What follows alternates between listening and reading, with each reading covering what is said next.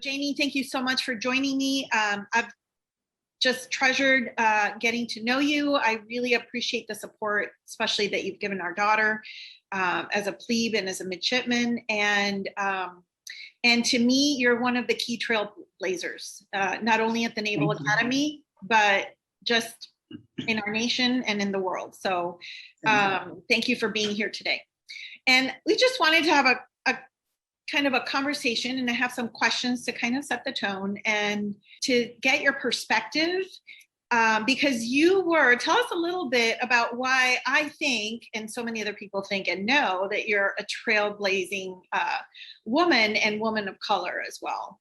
Do you want to give us a little bit of your background? Okay, thank you. Thank you, Annie. It is great to be here. I appreciate the opportunity to spend some time with you, whether it's on a video or in real life. I have the utmost respect for your daughter. She's an outstanding young woman, and she's going to blaze trails wherever she goes. So I appreciate the opportunity of sharing her with you. I met Gabi because I also went to the Naval Academy many, many years before she did. I was part of the first class of women to be admitted in 1976 and was the only Black woman admitted in that class. So it's been years, and the opportunity to see our dreams fulfilled by young ladies like Gabi makes it all worthwhile. So, and in my background, just to give you a short bio, I left the Naval Academy as a supply corps officer, served in the Navy for 5 to 6 years, went into corporate America, into corporations like Procter, Pepsi, Hershey, Bank of America, started my own consulting business, was able to get accepted into the Sloan Fellows program at MIT. And I got my MBA at MIT and started my own business and have worked across 15 different industries. I was able to start a nonprofit for socioeconomically disadvantaged young men called Boys to Men, and ran that for about a decade, for about 10 years, and have served on the boards of credit unions, nonprofits. I'm currently on the board of Academy Securities, and have received numerous awards from the Secretary of Defense, from Congress, from my local community, from national efforts. So I've truly been blessed in my opportunities to experience different things and serve different people. So I'm glad to be here with you today. Oh, thank you, Janie. It's my pleasure. So one of the things that I enjoyed the most was reading your book, No Coincidences. And my first question is, why on earth did you choose to attend the US Naval Academy? That's, I think that answer can be different depending upon the person, but I actually felt it was somewhat of a calling. I lived in a small town in South Carolina, and you would think that, coming from that place, you would have minimal opportunities, but it was kind of an enigma. It was the home of the nation's first nuclear weapons facility. So we had scientists and engineers from all over the world, and those people were earning Nobel Prizes right there in Aiken. So you can imagine the STEM programs that they required as part of our educational system. So I had the opportunity to have an outstanding education, to get about a year's worth of college credits while I was still in high school. And based on that, I had acceptances from every Ivy League school that I applied to. And so when the Naval Academy came, it was rather last minute, because the president had just signed the executive order opening the service academies to the women. And it had never been on my radar. And that tells you something about life. So quite often we have these detailed plans about what we're going to do and what we're not going to do. And we have our lives laid out in front of us, and opportunities that never even existed when we're making those plans can come along and throw things in a different direction. But for me, all my life, I've been the first and only. I had gone through those transitions. I had a wonderful education. I had wonderful parents. I participated in a lot of different things.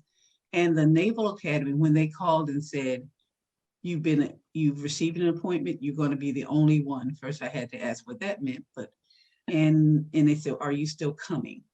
And then it was like one of those aha moments, and I went, "Oh, so that's what this has all been about." Mm. So I said, "Yes, I'm coming." And I just felt like all those things that I'd gone through in my youth, no coincidences, Mm. had really prepared me to go into that environment, even though I had no idea how seriously um, they would oppose my being there. It was, it felt like a calling, something for me to do. And on top of that, it's a wonderful institution. I mean, Harvard, MIT, whatever, has nothing on the Naval Academy, because when you look at science there, when we work on airplanes, we don't talk and fill out little blue books. We work on airplanes. We have a nuclear reactor. We have a huge toe tape to test our ships. So and it gave you the opportunity to serve your nation. So you get a wonderful education, the opportunity to serve your nation, mad leadership skills like you wouldn't get anyplace else. Um, it actually seemed like just the perfect storm coming together. And storm would be a good way to describe it. Yeah, yes, yes. When I was reading your book, and I found your story so engaging, and what I admired the most was that you did go through so many difficult things. But as you were looking back at your journey, you always chose to see the positive. You didn't get bogged down in the negative. You chose to see the silver lining.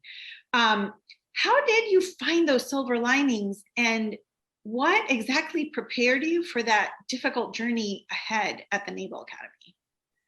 I talked a little bit, the preparation came from a number of sources, from having wonderful parents. My father was a minister, my mother was a teacher, and they invested their entire lives into their children. And so I think faith had a lot to do with being able to see the silver lining. I never felt like I was alone. Mm-hmm. I tell a story in my book about my invisible friends, and how even as a little girl, I played cowboys and Indians, and that was the terminology we used at that time, cowboys mm-hmm. and Indians with Jesus, God, and the Holy Spirit. And so even though I was isolated quite often at the Naval Academy, you could never make me feel alone. Mm-hmm. And you could never make me feel by myself, because I had that. So there was no,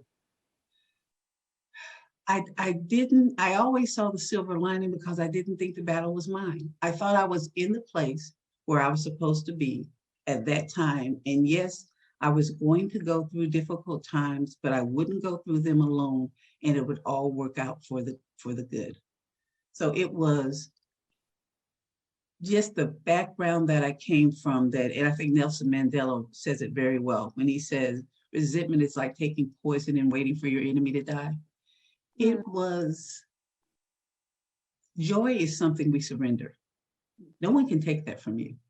Yeah. So you decide that if whatever's going on in your life at a particular time, that this is the attitude that I'm going to have about it. And so you can decide that I'm going to go through this. It's going to be difficult. It won't, things quite often won't go my way. But this is a journey that I'm on, that I've chosen, that I think, that I know it's the best thing for me to do, and just maintain a positive attitude about it. I didn't take it personally. They didn't do those things to Janie Mines. They did it to a Black woman that they felt would have a negative impact on the Navy's mission, because the Navy was not ready for her at the time. And they felt that way. Black men had just only started being accepted. And so they felt that a Black woman at the same time, as I was told, could only get good white men killed. And they weren't going to let me do that. So it was, I guess I was given the type of foundation in my life where I could see past the behavior to the motivations, and work on it from the basis of the motivation instead of the emotional response. Okay. And that takes a lot of strength of character and emotional maturity on your part, because you were just a teenager. So you can tell how that your family really supported you and gave you that and equipped you with what you needed to succeed there, because you did.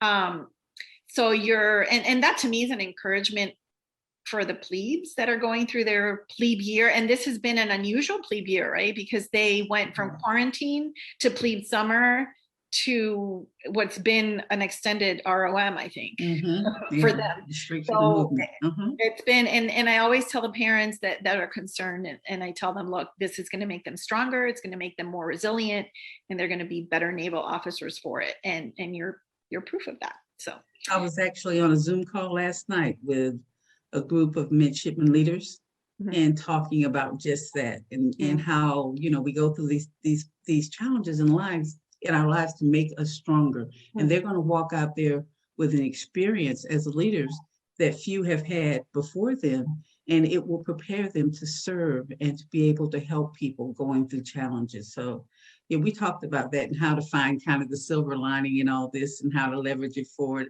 as they grow and come out as naval officers.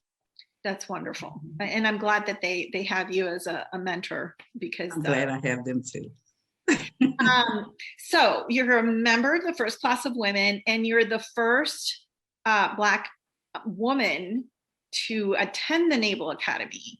So I remember you telling a story when we first met about how things were difficult and you were just ready to you were thinking about maybe throwing in the towel, and you were walking down Main Street in Annapolis, and this little grandma came up to you.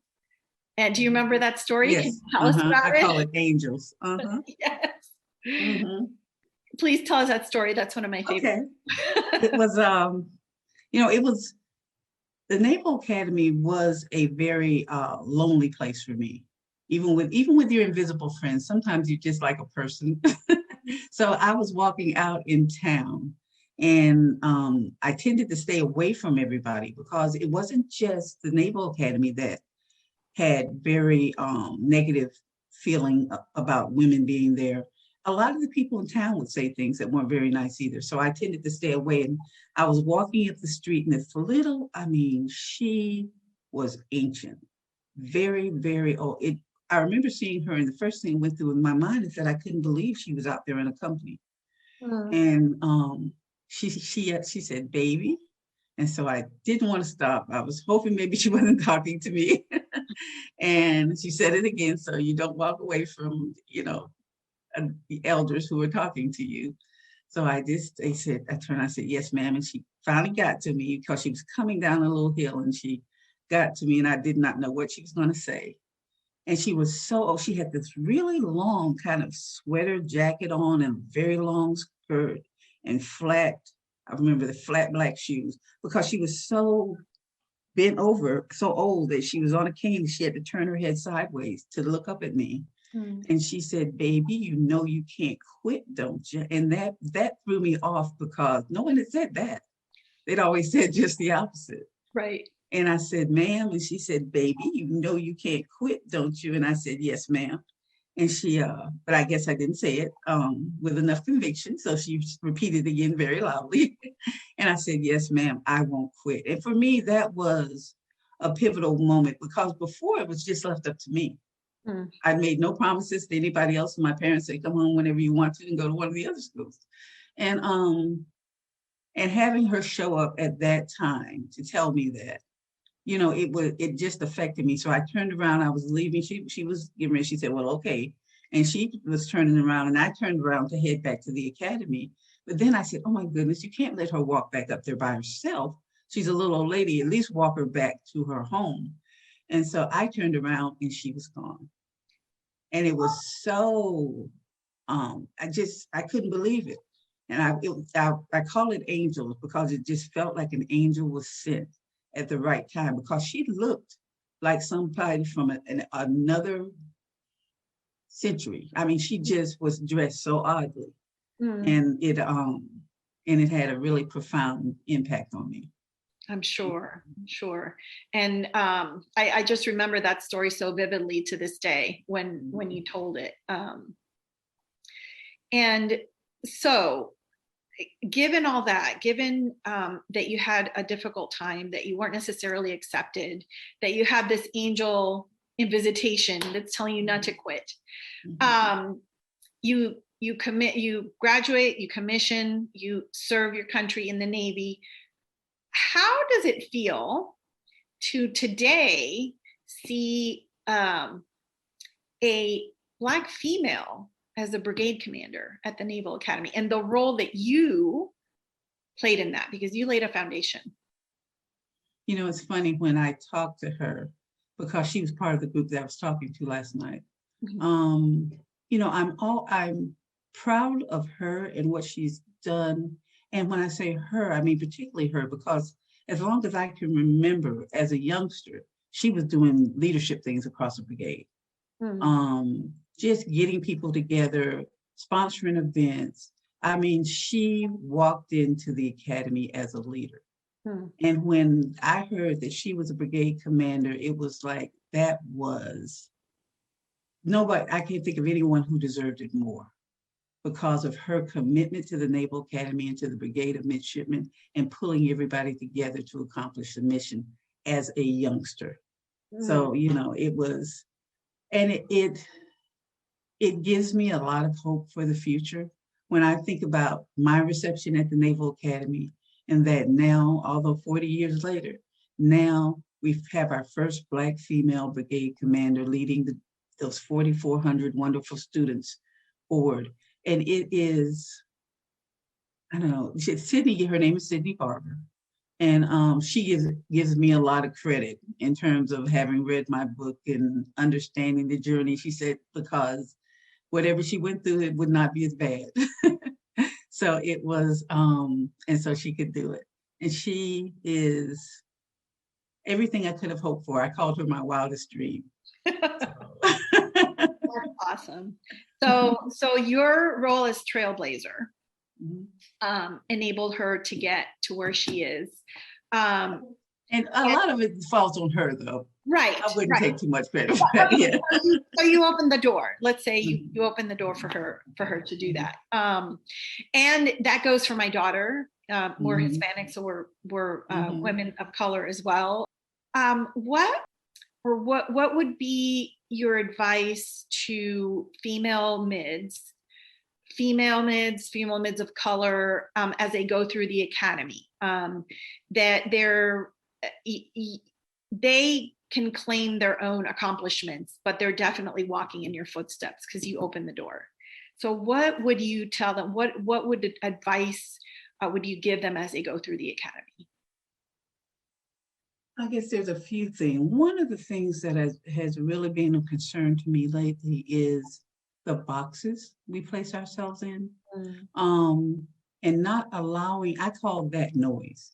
I mean, we're all proud of our heritage and the things that are intrinsically ours based on that heritage, but that is not all that we are. I'm not just a Black woman. I'm not just what you see. There's a lot more of me that if you would take the time to get to know me, take the time to have a conversation with me, take the time for us to work together on things that are really important for our nation and our organizations, and have us come together with all those different perspectives and values and talents, all aimed in the same direction, because we've taken the time to define that direction.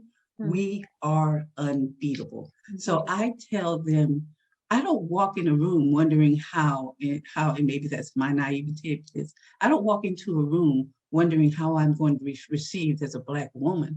I walk into a room because I have a right to be in that room. And I'm not looking for trouble. And 99.9% of the time, I don't find any. People are willing to be open and to work with me because I don't make them feel uncomfortable. They don't make me feel uncomfortable. They accept me for who I am because I come in expecting them to. Quite often, we as diverse peoples and women feel that we expect certain things, and it becomes a self-fulfilling prophecy. But if you don't expect that, if you come in because you're a very talented and capable individual, displaying those talents and capability and stepping up to the plate and giving the best performance as you should, I believe that every performance, everything that we do is an honor to God. And Mhm. so I see it that way. So giving those tributes to God and just being yourself, you will be fine. Um, it's only when we allow those boxes to get in our way that we fail in our efforts to build coherent teams and be able to work well with others. Right. I love that Mhm. answer. And I think a lot of times we allow ourselves as people, regardless of gender or anything else, Mhm. to be defined by others or by Mhm. rules. And I Absolutely. love the way that you said that you have a right to be there. It doesn't depend Mhm. on any specific characteristic. It's just Mhm. the whole of you, and you have a right to be there. Mhm. So I love that. Thank you so Mhm. much. Um, how did your experience moving on kind of been looking at, I'm thinking about the all the firsties that will be commissioning in May, and their journey through the Naval Academy. How did your journey prepare you for the, or kind of guide you in the type of naval officer that you wanted to be and that you became? Well, the Naval Academy has a significant emphasis on leadership. Mhm. As in Navy Junior ROTC, I was a leader in my unit. I've always been cast in that role. So it was the Naval Academy taught me to lead during very adverse conditions Mhm. where, when people don't want you there, when they're throwing up all kind of barriers. I have faced no challenge in my professional life that I could not maneuver, work through whatever, because the Naval Academy prepared me for that. Mhm. It was, they really work on the whole person, as they say, morally, mentally, and physically, to be able to go out and do anything you want to do. Mhm. So it is, I cannot say enough about the training that I got there, the preparation, and some of it was hard preparation, but there are hard things in life that we have to get ready for. Mhm. And for me, God just gives you what you need to be able to do that. And I've had the opportunity to do some very interesting, difficult things in my private life, but they were all things I could do because of the solid foundation I got in my life and at the early years and at the Naval Academy. That that is very that's very inspiring. Thank you, Janie. You're welcome. Um, and to, I guess, I wanted to see if you could maybe give some inspiring words to these plebes, to the class of 2024. It seems that like they've been in ROM more than they've been in out. Um, just based on your experience, what could you tell all of the plebes about? Whoops, that's my pup. Aw. Um, what would you tell all of the plebes about persevering and getting through these difficulties that they're seeing? A lot of isolation too. So I'm sure that you can relate with that just from what Mhm. you've told us about your story. They are experience. This is a very unique experience for the Naval Academy and for all the midshipmen there. I can't imagine being a plebe and locked in the hall all day long with upperclassmen. And then still not even, I guess right now in ROM, they're not even able to communicate much with anyone else other than their roommates. But it is, I was talking to them about that last night because there were some plebes on the phone. And this too shall pass. Hmm. I mean, this moment in time where they're experiencing this, at some point in their career, they're going to meet people who feel isolated, who are alone, who are depressed and going through very difficult times, and who can't see the end of the journey. They're going to be able to tell them that it does end. There is light on the other side, and that it is how you progress through these difficult times that makes the difference in terms of whether you succeed on the other end. Hmm. And we learn from it. We are able to leverage it for ourselves personally in our interactions with others. And as military officers, we're going to have to make some very difficult decisions at times when we feel we're all alone in making that decision. Mhm. And what you're developing um, a sense of power right now in yourself in terms of learning how to work and make decisions and prosper in isolation. So leverage all this, realize it is all part, no coincidences. It is all part of a journey that you were supposed to take to prepare you for the next stage of your life. So look at it that way. Don't focus on the troubles of the journey. Sit back. One of the questions I asked him was, what are you learning? So you're there now. You're going through this experience. What have you learned from this? And how will you leverage it going forward to better serve the people that you lead? And they were like, oh, they're so cute. That they are, and they're so strong and they're so resilient, and more than we as parents give them credit for, but sometimes. I remember with my oldest when he was a plebe, and he had some upper class that loved to use very loud voices, shall we say. Mhm. And that was not a motivator for him. That, that just did not sit well with him. I mean, he knew it was part of the process, but I told him, well, remember this moment, remember how you feel. And when you're a firstie and when you're an officer, decide, are you going to be this kind of leader, or are you going to be a leader that doesn't do that? And it was definitely something that helped him to grow, because he did not necessarily yell.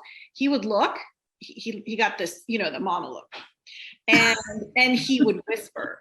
And I think that was more intimidating than actually yelling. Every moment is a teachable moment. Every moment, every moment. So to close, what could you say? And I want you to talk a little bit about your book. What favorite memory, besides the angel memory, which is also my favorite memory of you, do you have from the Naval Academy? What is your highest high, and what was your lowest low? Oh, okay. Now those are two different questions. Let me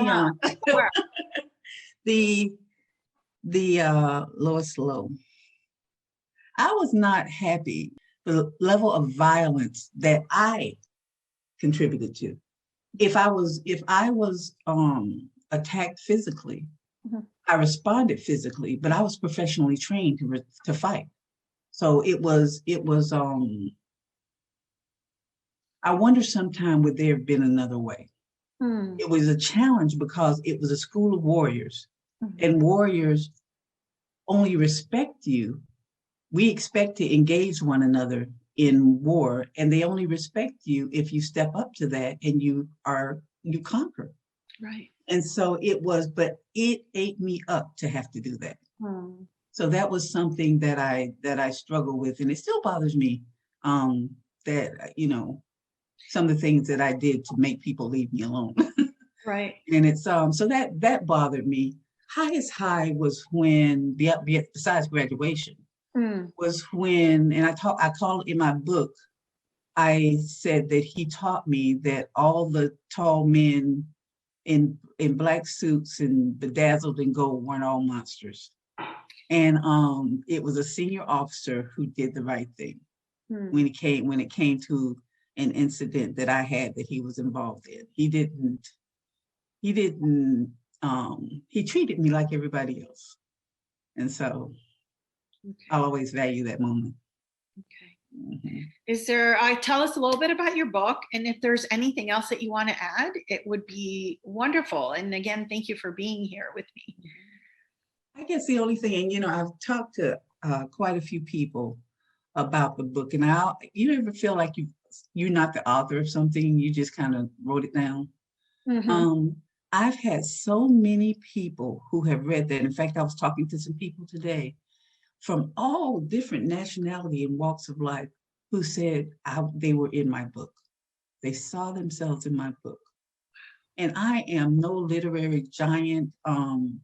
The fact that so many people were able to relate personally to the stories in my book Black, white, female, male, military, professional. I mean, all kinds of different walks of life is probably, I feel, the biggest blessing as it relates to the book, because one of the common themes is we have more in common than we have that separates us. Yes. And and the only way they knew that was by reading that book, because they weren't talking to people who didn't look like them every day. So that brought that concept home to them, that I don't have to look like you. I don't have to be your same gender. None of those things are important in terms of who we are as individuals. And as individuals, we fundamentally share the same values and the same aspirations, and actually a lot of the same experiences. So once we see that and are able again to go forward together, we will be much stronger as a people. Yes, I see your story as it's like a universal story. You can put yourself in that situation. And I love your journey because you persevered through it, but you also remained so positive through it. And in the end, you finished what you started. And you're so instrumental to the Academy community today. And we have a lot to thank you for that. Thank you. I appreciate it. Thank you. And thank you for being here. And we just love you. Let me grab the book. Hold on a second. Okay. It's on the top. Let me see. Let me take off the blur. Hold on a second.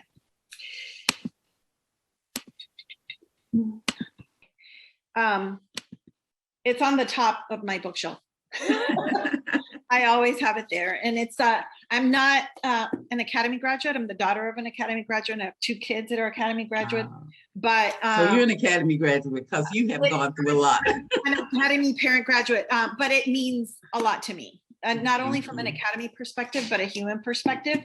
And how, if I can just ask you out of curiosity, how did your parents deal with this whole thing? Because like when my kids were going through something, I was like mama bear at home. I mean, I didn't let them know it because I didn't want to stress them out more, but I was like, eh. So how did your mom and dad deal with everything you went through? How? Well, they didn't know, because that would not have worked. They would have had a serious problem with that.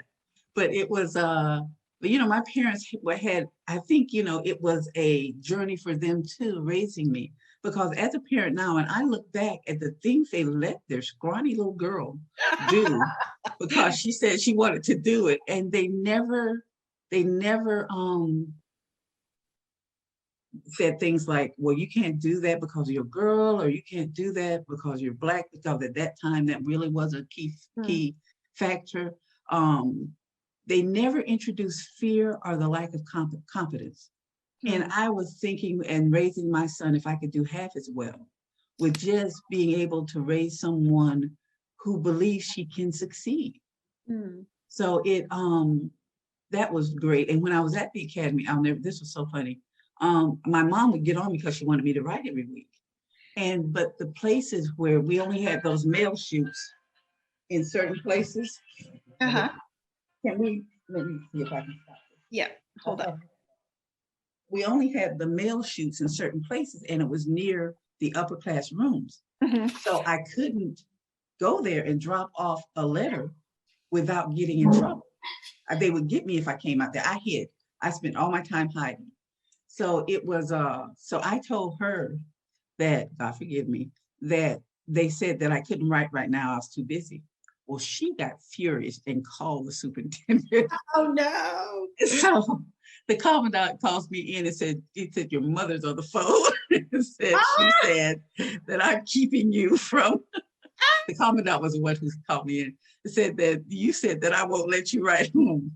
And so I talked to her. I said, Mom, he didn't say that, but I just had to say, I didn't want her, you can't write and communicate. You don't want to lie to your parents. Right. And I didn't want her to know what was going on. Right. And I said, I said, can we just wait a while? Now's not a good time. If there's anything that I can't deal with, I call and let you know. And I had to apologize to the commandant too. But